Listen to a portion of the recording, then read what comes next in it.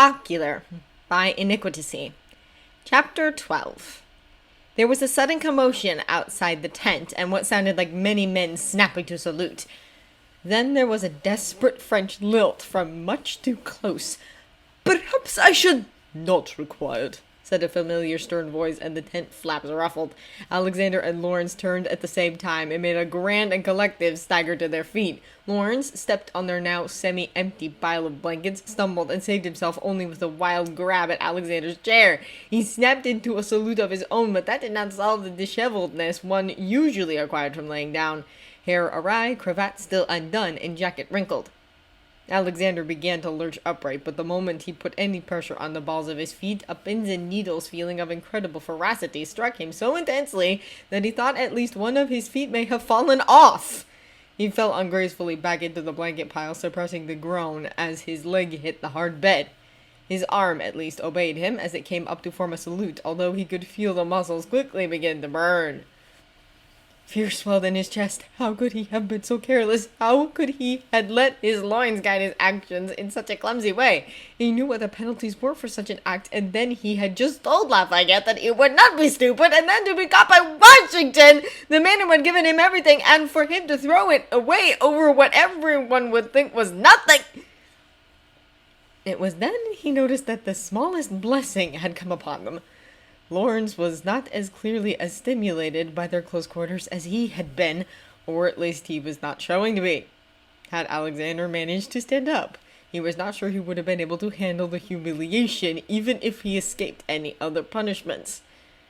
Just inside the tent flaps, Lafayette's face was drawn into an expression of sheer, ultimate horror.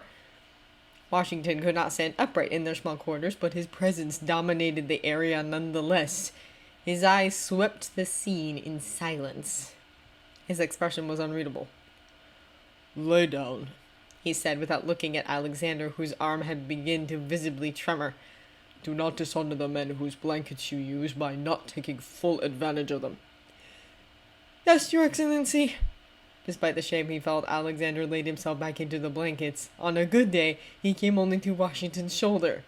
From the floor, the man looked like a giant, as if he would stand above storm clouds. "At ease, Lieutenant Colonel," Washington continued, studying Lawrence's state of disarray with faint disapproval. "Admittedly, when I assigned you to take care of Hamilton, knowing you would extend every effort, this was not what I imagined." "General," Hamilton began, unable to stop the edge of desperation from creeping into his voice, because Lawrence had a family and station, but if he were to take the punishment— Washington held up a hand in his direction.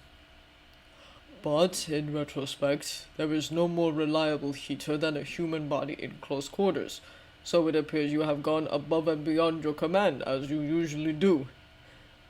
"Yes, sir," said Lawrence in a small voice. Washington looked down at Alexander, who had never felt quite so insignificant as this very moment. "How do you fare, Hamilton?" he asked. "I feel as if we nearly lost you again. Making not one but two miraculous recoveries seems to speak more to your spirit than anything else." "I fare well, sir," Alexander answered, though it was hard to maintain confidence given the circumstances. "I feel as strong as I have ever felt." This did not include the radiating pains in his legs, but such things needed to be ignored for the greater good. "What assistance can we offer the cause?" "You can offer the assistance of laying beneath those blankets until I provide you a new order." Washington frowned at them. "It was a mistake to allow you to meander about in the cold. You are on bed rest until otherwise noted." "Yes, sir," Alexander replied, because one did not argue with men that towered above them. Washington turned his attention away from Alexander, and Alexander shifted to shoot a betrayed look at Lafayette. How could the man permit the general to interrupt them? Lafayette offered a silent shrug and shot him an accusing look right back. He gestured back at the general as if to say, "You expect me to stop this?" "Lieutenant Colonel, I require your aid immediately. Make yourself presentable and come to my tent as soon as you are able. You know that we are pressed for time, and I do not need to express upon you the importance of haste."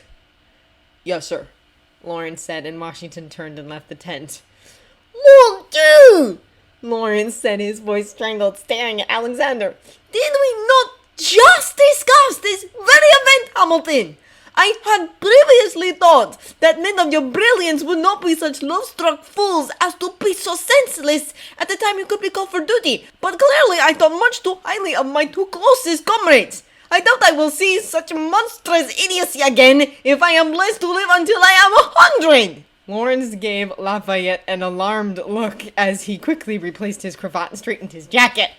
Lafayette held the man's hair tight as he drew his hair back from his face again. Oh, of course, I am the one that frightens you, when the general himself has nearly got you necking like schoolchildren, the Frenchman hissed. To imagine if you had gone much further, that none of us would have had such deniability and you would all be hanged.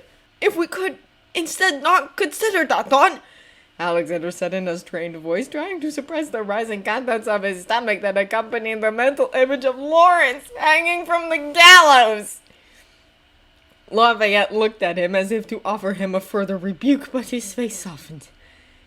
It is good that you care so for each other, he said in hurried French.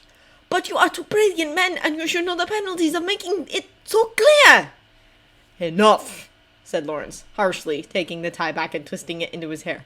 We had not intended to end up in such an event, and we are both gentlemen who understand the seriousness of what we have established.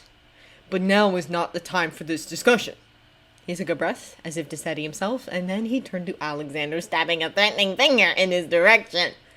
If the general says to stay in your blankets, you cannot consider disobeying him, and I will personally be very disappointed if I am to see you around the camp or at your desk, he said, and then he and Lafayette disappeared into the cold, muttering in French to one another. Alexander burrowed into the blankets and worked on remembering how to breathe.